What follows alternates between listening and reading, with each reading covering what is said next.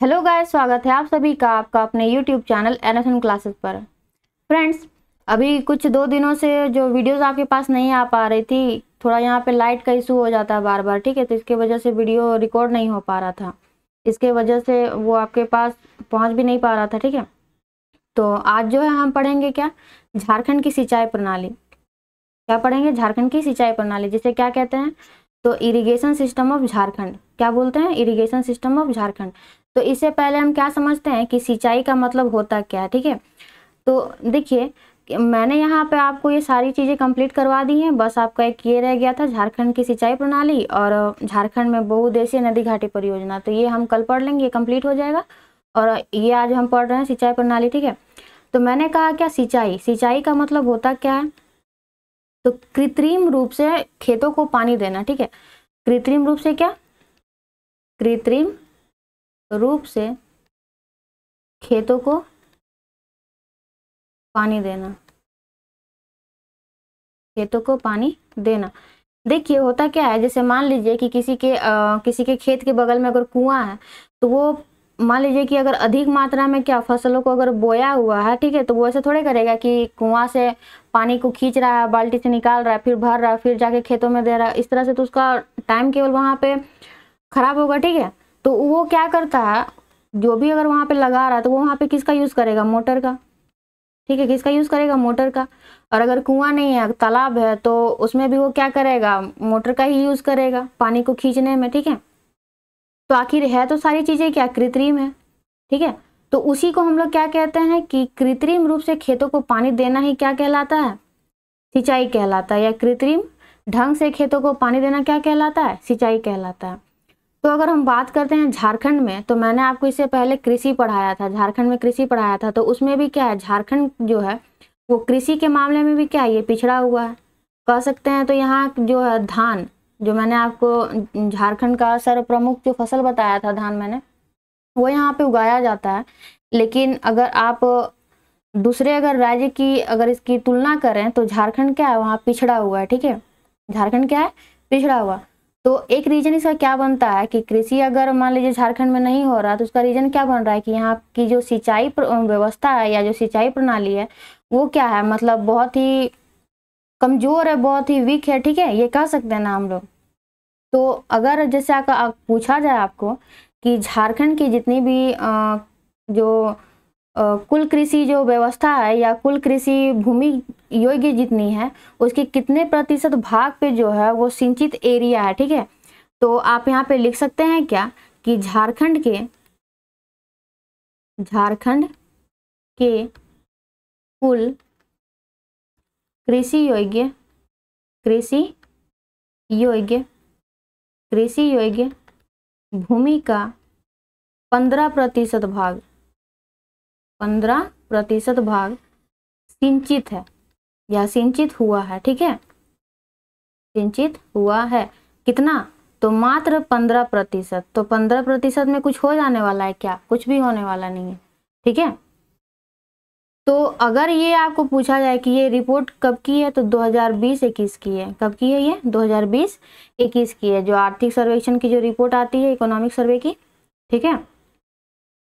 चलिए अब हम देखते हैं आगे क्या। अगर मान लीजिए कि ये जो भूमि जो सिंचित हो रहा है, ये जो भूमि सिंचित हो रहा है वो किसके माध्यम से हो रहा है? ये कलर फेड आ गया, 1 मिनट जरा सा रुक जाइएगा।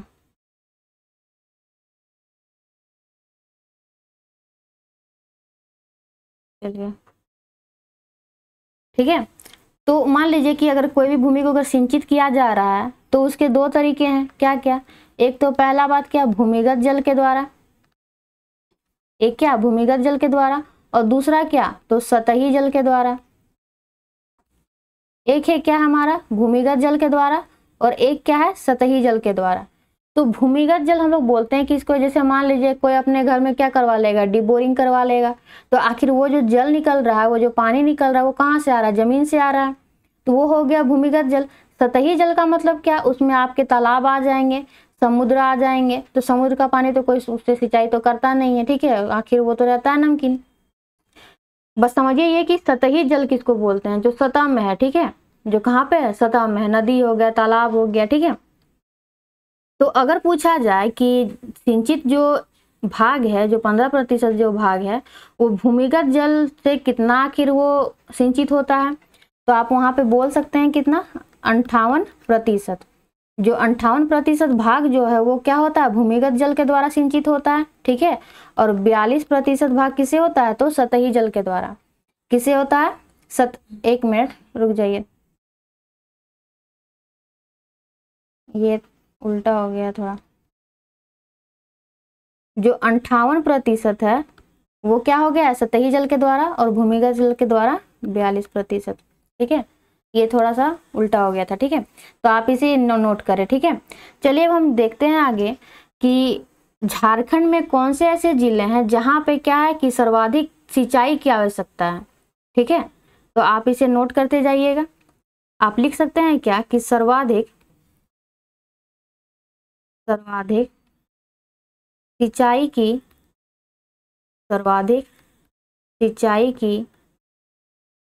आवश्यकता वाले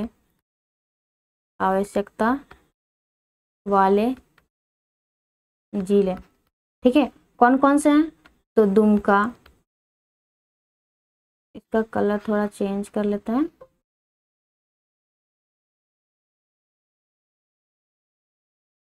दुमका, गोड्डा, साहेबगंज और गुमला। क्या क्या है, तो दुमका, गोड्डा, साहेबगंज और गुमला, ठीक है। उसके बाद बात किया जाए कि उच्च सिंचाई की आवश्यकता वाले जिले, ये तो सर्वाधिक यानी कि सबसे अधिक। उसके बाद हम बात करेंगे क्या, उच्च सिंचाई की आवश्यकता वाले जिले। तो उसमें कौन कौन से आएंगे, देवघर, लोहरदगा, रांची एवं पश्चिमी सिंहभूम, ठीक है। क्या क्या, देवघर, लोहरदगा, रांची और पश्चिमी सिंहभूम, ठीक है। अब हम बात करेंगे किसकी, तो मध्यम सिंचाई की आवश्यकता वाले जिले। मध्यम सिंचाई की यानी कि मीडियम जो जरूरत है, मान लीजिए कि जहाँ पे हो सकता है कि जो आर्द्र भूमि है तो वहां पे आपको ज्यादा पानी देने की जरूरत नहीं है, ठीक है। तो वो कौन कौन से जिले हैं, गढ़वा, पलामू, हजारीबाग और गिरिडीह। क्या क्या है, गढ़वा, पलामू, हजारीबाग और गिरिडीह। अब हम बात करते हैं किसकी, तो निम्न सिंचाई की आवश्यकता वाले जिले। निम्न सिंचाई की आवश्यकता वाले जिले तो कौन कौन से होंगे, वो चतरा,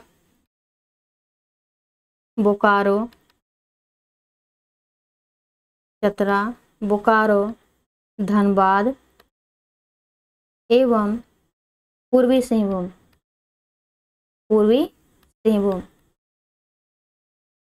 क्या क्या है, चतरा, बोकारो, धनबाद और पूर्वी सिंहभूम। इसमें आपको करना क्या है ना कि मेनली जो आगे वाला है ना, फर्स्ट वाला, उसे आप याद रख लीजिएगा, ठीक है। जो आगे वाला है आप उसे याद रख लीजिएगा। चलिए अब हम चलते हैं आगे। तो यहाँ पे हमने जाना क्या कि झारखंड में जो सिंचाई प्रणाली है उसका जो कुल कृषि योग्य भूमि है उसके कितने प्रतिशत भाग पे जो सिंचाई की व्यवस्था कितनी है, तो 15%, यानी 15% भाग क्या हुआ, सिंचित हुआ है।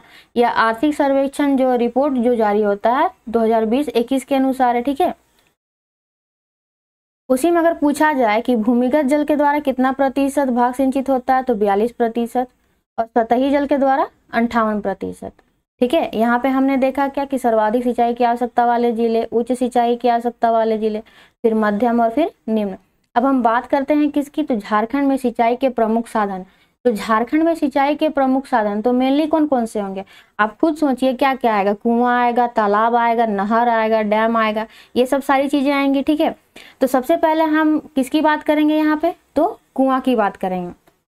तो कुआं जो है ये सिंचाई का पारंपरिक साधन है। ठीक है, क्या है, पारंपरिक साधन, ये बहुत पहले से ही क्या आ रहा है, चलते आ रहा है। कुआं जो है वो बहुत पहले से ही चलते आ रहा है। ठीक है, बात करते हैं क्या कि कुआं से सर्वाधिक मतलब सिंचाई जो होता है वो कौन से जिले में होता है, तो कौन कौन से जिले से, कौन कौन जिलों में होता है, तो साहेबगंज तथा जामताड़ा में। कहाँ होता है, साहेबगंज तथा जामताड़ा में कुआं से सर्वाधिक सिंचाई होता है। ठीक है, कुआं से सर्वाधिक सिंचाई होता है कहाँ, साहेबगंज और जामताड़ा में। ठीक है, अगर ऐसे नहीं होता तो मैं यहाँ पे लिख देती हूँ, नहीं तो सीधा ये नहीं पता चलेगा ना कि वहाँ पे हमने लिखा क्या है, सर्वाधिक सिंचाई, कुआं से सर्वाधिक सिंचाई कहाँ कहाँ पे होता है, तो साहेबगंज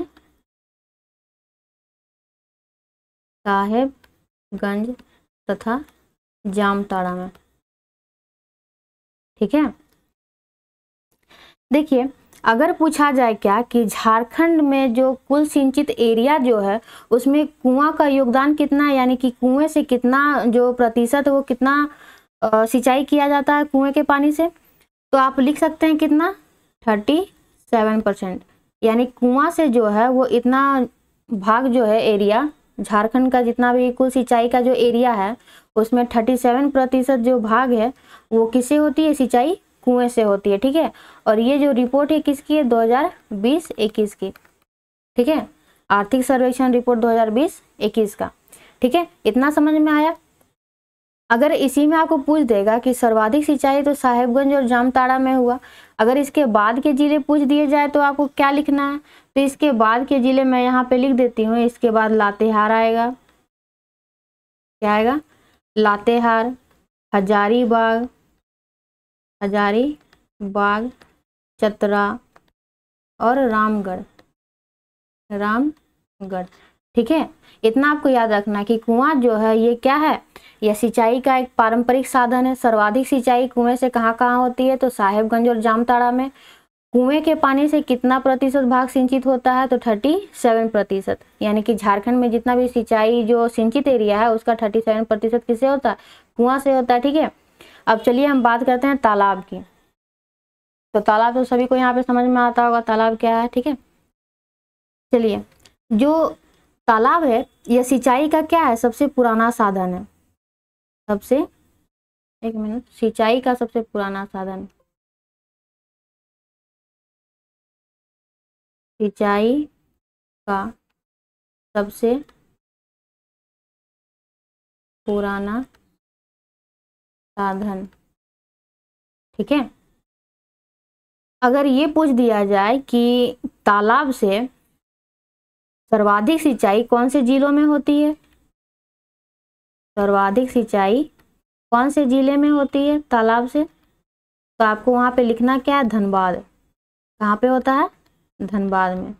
ठीक है, कहाँ पे होता है, धनबाद में होता है। और अगर इसके बाद का अगर पूछ दिया जाए एरिया तो अगर इसके बाद का एरिया पूछ दिया जाए तो कि कौन सा, अगर इसके बाद का जो जिला है वो कौन सा है, तो इसके बाद का जिला आप लिख सकते हैं क्या, दुमका, देवघर, रांची और पाकुड़, रांची और पाकुड़। ठीक है, अगर इसमें पूछ दिया जाए कि झारखंड के कुल सिंचित क्षेत्र में तालाब का जो योगदान है वो क्या है, यानी कि तालाब के पानी से कितना प्रतिशत भाग सिंचित किया जाता है, तो 32%। कितना, 32%। ठीक है, इतना याद रहेगा। अब चलिए हम आगे चलते हैं, आगे बात करते हैं हम किसकी, तो नहर की। तो नहर जो है ये क्या है, झारखंड का, मतलब झारखंड का नहीं बोल सकते, या सिंचाई का क्या है, तो आधुनिक साधन है। क्या है, सिंचाई का आधुनिक साधन। ठीक है, अगर इसमें पूछा जाए कि नहर से जो है वो सर्वाधिक सिंचाई कौन से जिले में होती है, सर्वाधिक सिंचाई कौन से जिले में होती है, तो पूर्वी सिंहभूम में। कहाँ होती है, पूर्वी सिंहभूम में। ठीक है, अगर इसके बाद का अगर जिला पूछा जाए तो कि पूर्वी सिंहभूम के बाद कौन से जिले आते हैं, तो सिमडेगा, जामताड़ा, सिमडेगा, जामताड़ा, खूंटी और लोहरदगा, खूंटी और लोहरदगा, सिमडेगा, जामताड़ा, खूंटी और लोहरदगा। ठीक है, अगर इसी में पूछ दिया जाए क्या कि झारखंड के कुल सिंचित क्षेत्र में नहरों का योगदान क्या है, यानी कि कितना प्रतिशत क्षेत्र जो है वो नहर से सिंचित किया जाता है, तो आप लिख सकते हैं क्या, 2%। ठीक है, यानी कि नहर का ज़्यादा फैलाव जो है यहाँ पे है नहीं, तो आखिर इससे तो होगा नहीं ज़्यादा सिंचाई। ठीक है, इतना समझ में आया। और बाकी जो बचा खुचा जो रह जाता है क्या, जिसको हम अन्य में ले सकते हैं क्या, कि जैसे सिंचाई में जो योगदान देते हैं उनका जो योगदान है वो कितना है, 31% है। जैसे मान लीजिए कहीं आपको जो एक डोभा होता है ना, डोभा जो रहता है, बहुत बड़ा एरिया रहता है, तालाब जैसा ही रहता है, उसमें जो सीढ़ियाँ बनी रहती है उतरने के लिए। ठीक है, और थोड़ा सा वो डीप भी रहता है, तो वो कुछ हो गया। कहीं कहीं पे ये रहता है, कहीं चापानल होते हैं, कहीं कुछ होते हैं। ठीक है, कहीं पे देखिएगा कि नदी ना होकर कुछ नाले होते हैं जिसमें पानी जो है वो लगातार बहता रहता है, तो उससे भी कहीं कहीं पे सिंचाई हो जाती है। तो वो सब सारी चीज़ें किस में आ जाती है, अन्य में आ जाती है। किस में आ जाती है, अन्य में आ जाती है। ठीक है, अब हम बात करते हैं क्या, झारखंड में सिंचाई परियोजनाएं। झारखंड में सिंचाई परियोजनाएं, तो झारखंड में 3 तरीके की क्या है सिंचाई परियोजनाएं, क्या क्या, एक वृहद सिंचाई परियोजना, मध्यम सिंचाई परियोजना और लघु सिंचाई परियोजना। ठीक है, जो वृहद सिंचाई परियोजना जो है, इसमें सिंचित भूमि के कितना होता है, सिंचित भूमि कितना होता है, तो 10,000 हेक्टेयर से क्या होता है, अधिक भूमि होता है। 10,000 हेक्टेयर क्षेत्र से अधिक, 10,000 हेक्टेयर क्षेत्र से अधिक। ठीक है, 10,000 हेक्टेयर क्षेत्र से क्या होता है, अधिक होता है। इसके अंतर्गत क्या कौन कौन सी चीजें आती हैं, जैसे कि किसी में नहर आएंगे, किसी में कुएं आएंगे, किसी में तालाब आएंगे। तो वृहद सिंचाई परियोजना में तो कुआं और तालाब तो आने वाला नहीं है, तो आएगा क्या इसमें, तो कुछ बड़ी नहरें आती हैं और क्या आती हैं, तो बहुउद्देशीय परियोजनाएं आती हैं। ठीक है, बहुउद्देशीय परियोजनाएं, बहुउद्देशीय परियोजनाएं एवं बड़ी नहरें, एवं बड़ी नहरें। ठीक है, मध्यम सिंचाई परियोजना में क्या होगा, तो जो सिंचित भूमि होता है वो कितना होता है, तो 2,000 हेक्टेयर से लेकर 10,000 हेक्टेयर क्षेत्र तक होता है, हेक्टेयर क्षेत्र तक होता है। 2,000 हेक्टेयर क्षेत्र से लेकर 10,000 हेक्टेयर क्षेत्र तक होता है। और इसमें जो है वो मध्यम सिंचाई परियोजना के अंदर क्या आती है, तो छोटी नहरें आती हैं, जो कैनाल जो होती है ना, जो गांव ये सब एरिया से क्या होती है, तो होकर गुजरती है। जैसे आप कहीं पे जाइएगा तो आप वहाँ पे देख सकते हैं। ठीक है, उसी से लोग क्या करते हैं, तो अपनी खेतों की सिंचाई करते हैं। लघु सिंचाई परियोजना में क्या है, तो इसमें 2,000 हेक्टेयर क्षेत्र से क्या होता है, जो भूमि होती है वो कम होती है। 2,000 हेक्टेयर से 2,000 हेक्टेयर से कम क्षेत्र। ठीक है, और इसके अंतर्गत क्या आएंगे, तो कुएं, छोटी छोटी सिंचाई व्यवस्था। जैसे कहीं कहीं पे आप देख सकते हैं कि जो स्प्रिंकलर्स जो लगा रहता है, जो इस टाइप में रहता है ना, जहाँ पे पाइप जो रहता है गुजरा रहता है और यहाँ पे कुछ लगा रहता है, जिससे क्या होता है, पानी इधर उधर क्या होता है, वो फैलते रहता है। ठीक है, तो वो सब लघु सिंचाई परियोजना के अंतर्गत आता है, कि उसमें ज़्यादा पानी वेस्ट भी नहीं होता और जो भूमि जो रहती है वो क्या रहती है, हमेशा गीली रहती है। ठीक है, चलिए अब हम चलते हैं आगे। तो वृहद सिंचाई परियोजना के अंतर्गत कौन कौन सी जो परियोजना है वो आती है, तो देखिए यहाँ पे आपको एक लिस्ट मिलेगा और जस्ट इसके नीचे क्या मिलेगा, तो मैप मिलेगा। मैप में आपको क्या याद करना है कि कौन सी परियोजना कौन से जिले के अंतर्गत है, कौन से जिले से संबंधित है, ठीक है। और मैप में जो टेबल जो बना हुआ है उसमें आपको याद क्या करना है, तो कौन सी जो एक मिनट कौन सी पंचवर्षीय योजना के तहत ये लागू हुई थी और कब इसका जो शुरू होने का जो ये है कौन से वर्ष में ये शुरू हुआ है, ठीक है। तो शुरू होने वाला वर्ष आपसे नहीं पूछा जाता, पूछा जाता है कि यह जो बहुउद्देशीय परियोजना है या जो कोई भी परियोजना है वो कौन से जिले से संबंधित है या कहाँ पे ये स्थित है, बस आपको वहाँ पे इतना ही पूछा जाएगा। तो मैंने यहाँ पे टेबल भी बनाया और मैंने यहाँ पे मैप के साथ भी बनाया। तो पहले हम मैप में देखते हैं, उसके बाद हम टेबल में देखेंगे, ठीक है। तो देखिए शुरू करते हैं कहाँ से, पलामू से। तो देखिए पलामू में क्या है, एक मिनट पहले टेबल में ही देख लेते हैं, ठीक है। देखिए स्वर्ण रेखा बहुउद्देशीय परियोजना कहाँ कहाँ कौन से संबंधित जिले, तो पूर्वी सिंहभूम, पश्चिमी सिंहभूम और सरायकेला खरसावां। मैप में से हम देखते हैं कि जो स्वर्ण रेखा बहुउद्देशीय परियोजना जो है वो कहाँ है, तो सरायकेला खरसावां, पश्चिमी सिंहभूम और पूर्वी सिंहभूम में।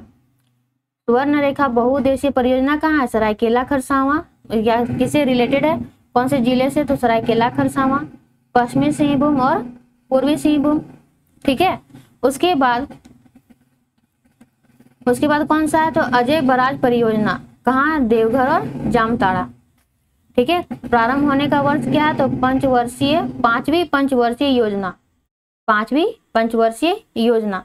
गुमानी जलाशय परियोजना कहाँ है, तो साहेबगंज और पाकगुड़ में। शुरू कब हुआ, 1977 में।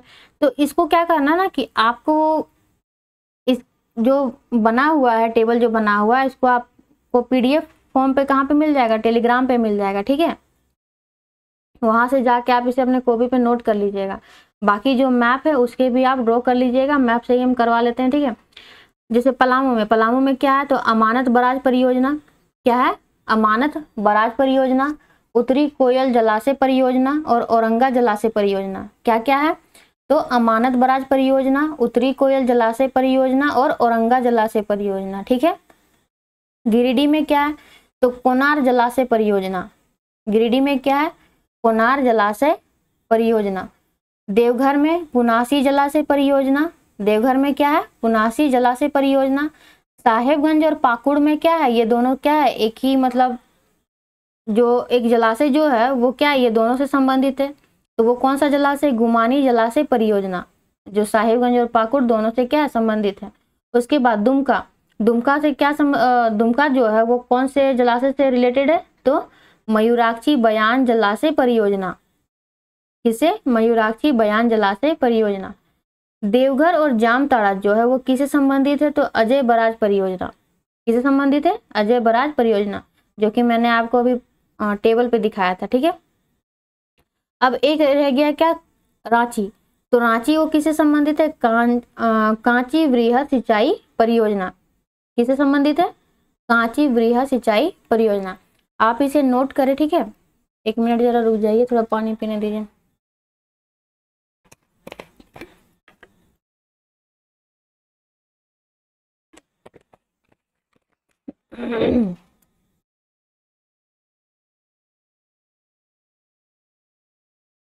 चलिए आगे चलते हैं।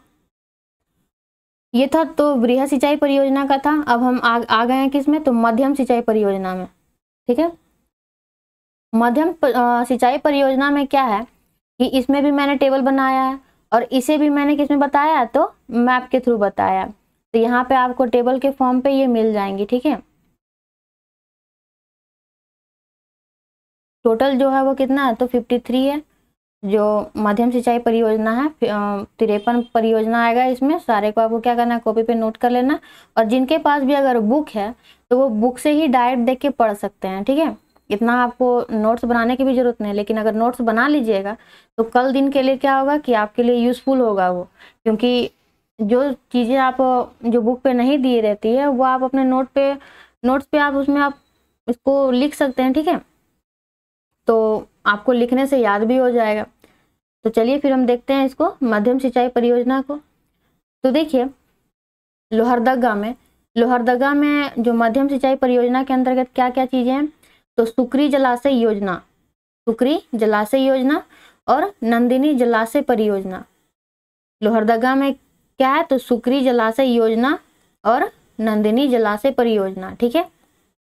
हजारीबाग में सलैया जलाशय परियोजना, क्या है हजारीबाग में सलैया जलाशय परियोजना, ठीक है। हजारीबाग और रामगढ़ दोनों से संबंधित जो जलाशय परियोजना है वो कौन सा है, तो भैरवा जलाशय परियोजना। कौन सा है, भैरवा जलाशय परियोजना।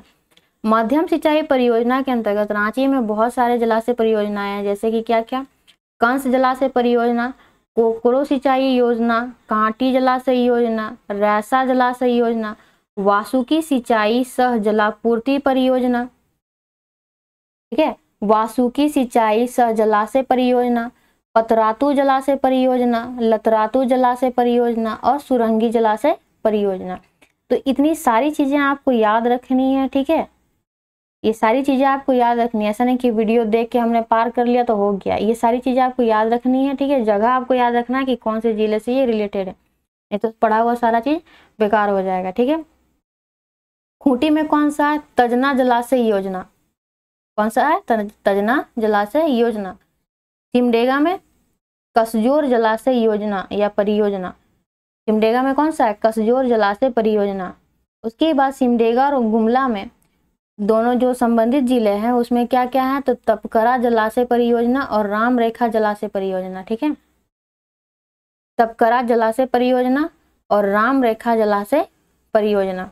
उसके बाद छत्तीसगढ़ की ओर चलते हैं, तो यहाँ पे क्या क्या है, कतरी जलाशय योजना, धन सिंह टोली जलाशय परियोजना, अपर शंख जलाशय परियोजना, पारस जलाशय परियोजना और सुवाली जलाशय योजना। ये सारी चीजें आपको याद रखनी है। मैं बार बार एक ही चीज कह रही हूँ कि आपको ये याद रखना है, बिना याद किए आगे बेकार हो जाएगा, ठीक है। अभी और भी हैं, वहां पे सारे के लिए जगह नहीं बन रहा था इसलिए मैंने इसे अलग अलग लिखा है, ठीक है। चलिए आगे देखते हैं क्या। चतरा में कौन सा है, तो गरही जलाशय परियोजना। चतरा में क्या है, गरही जलाशय परियोजना। उसके बाद हजारीबाग और कोडरमा में कौन सा है, तो पंचखेरो जलाशय परियोजना। हजारीबाग और कोडरमा में क्या है, तो पंचखेरो जलाशय परियोजना। कोडरमा में क्या है, केसो जलाशय परियोजना। साहिबगंज में क्या है, तो सकरी गली पंप योजना, क्या है, सकरी गली पंप योजना। धनबाद में क्या है, तो खुदिया जलाशय परियोजना और गोबई जलाशय परियोजना। यहाँ पे क्या है, गोबई जलाशय परियोजना, ठीक है। धनबाद में खुदिया जलाशय परियोजना और गोबई जलाशय परियोजना। उसके बाद सरायकेला और पूर्वी सिंहभूम दोनों से संबंधित कौन से हैं, तो रोरो जलाशय परियोजना और जैनशाही जलाशय परियोजना। ये ऐसा नहीं है कि सरायकेला का एक है और पूर्वी सिंहभूम का एक, ऐसा नहीं है, दोनों से संबंधित है, ठीक है। उसके बाद पूर्वी सिंहभूम से कौन सा है, तो ब्राह्मणी जलाशय परियोजना। पूर्वी सिंहभूम से क्या है, ब्राह्मणी जलाशय परियोजना। उसके बाद सरायकेला खरसावां की बात करते हैं, तो यहाँ पे क्या है, सुरू जलाशय परियोजना, सोना जलाशय परियोजना और पालना जलाशय परियोजना, ठीक है। पश्चिमी सिंहभूम में क्या है, तो झरझरा जलाशय परियोजना, सोनुआ, सतपोटका, नकटी, तोरलो और मुराही जलाशय परियोजना, ठीक है। उसके बाद चतरा और हजारीबाग दोनों से संबंधित कौन सा जलाशय परियोजना है, तो बक्सा जलाशय परियोजना, क्या है, बक्सा जलाशय परियोजना। और उसके बाद यहाँ पे चतरा का तो मैंने बताया ही, क्या है, तो गरही जलाशय परियोजना। ये सब सारी चीजें तो आपको याद हो जाएंगी, मैप के थ्रू जल्दी याद होगा, इसलिए मैंने आपको टेबल से नहीं बताया। टेबल तो है बना हुआ, लेकिन टेबल से मैंने नहीं बताया क्योंकि आपको वहाँ पे प्रारंभ वर्ष नहीं पूछा जाएगा, आपको पूछा जाएगा कि कौन से जिले से रिलेटेड है, ठीक है। इसीलिए मैंने मैप में ही इसे बताया है। बाकी टेबल में भी बना हुआ, आप दोनों में से किसी का भी यूज कर सकते हैं, ठीक है। अब चलते हैं क्या, मध्यम सिंचाई परियोजना। तो मध्यम सिंचाई परियोजना में क्या क्या है, तो गढ़वा में, अभी तो हम लोग यही पढ़ रहे हैं ना मध्यम सिंचाई परियोजना, तो ये थोड़ा सा और बचा हुआ है, इसे पढ़ लीजिए, ये कंप्लीट हो जाएगा। गढ़वा में क्या है, अनराज जलाशय परियोजना और बाया बाकी जलाशय परियोजना। क्या क्या, अनराज जलाशय परियोजना और बाया बाकी जलाशय परियोजना। उसके बाद छत्तीसगढ़ में पलामू में क्या है, तो बटाने जलाशय परियोजना, सदाबा जलाशय परियोजना, चाको जलाशय परियोजना, जिंजोरी जलाशय परियोजना, सोनारे जलाशय परियोजना और मलय जलाशय परियोजना, ठीक है। ये सारी चीजें कहाँ है, तो ये पलामू में है, ठीक है। कहाँ पे है, ये पलामू में है, ठीक है। उसके बाद चलते हैं हम आगे जो बच गया वो कौन सा है, गोड्डा। तो गोड्डा में क्या है, तोरई बराज परियोजना, क्या है, तोरई बराज परियोजना। बटेश्वर स्थान पंप नहर योजना, बटेश्वर स्थान पंप नहर योजना। सुंदर जलाशय परियोजना, हरना बियर परियोजना और काजिया बियर परियोजना। तो ये सारी चीजें आपको क्या करनी है, याद रखनी है। ये बिना याद किए कुछ इसका होने जाने वाला नहीं है, ठीक है। एक लास्ट जो बच जाता है वो क्या है, लघु सिंचाई परियोजना। तो मैंने बताया क्या कि इसके अंतर्गत वो छोटी छोटी चीजें, सारी चीजें आती है, ठीक है। जैसे नाले हो गए, उसके बाद जो स्प्रिंकलर जो मैंने बताया क्या, जो इधर उधर जो क्या होता है पानी का जो छिड़काव करते हैं, ठीक है। तो ये सब किस में आता है, आपका लघु सिंचाई परियोजना में। तो इसमें कुछ आपको उतना खास आने वाला नहीं है, जो है सारी चीजें इसमें है, ठीक है। मध्यम सिंचाई परियोजना में, और एक जो है वो वृहद सिंचाई परियोजना, किधर चला गया, जैसे ये सारी चीजें आपको क्या इंपॉर्टेंट है। तो सबको अच्छे से पढ़ लेना है और बार बार क्या करना है, प्रैक्टिस करना है। इसका जो PDF है वो हमारे टेलीग्राम चैनल पे आपको मिल जाएगा, तो आप वहां से जाके इसे कलेक्ट कर लीजिएगा। और अगर ये वीडियो अगर आपको अच्छा लगे तो प्लीज़ एक लाइक ज़रूर करें, ठीक है। इससे हमें भी अच्छा लगता है कि स्टूडेंट लोग को पढ़ने में अच्छा लग रहा है, तो हमें भी अच्छा लगता है कि और भी वीडियोज़ बनाएं। चलिए अब मिलते हैं अब अगले वीडियो में, तब तक के लिए बाय बाय, टेक केयर।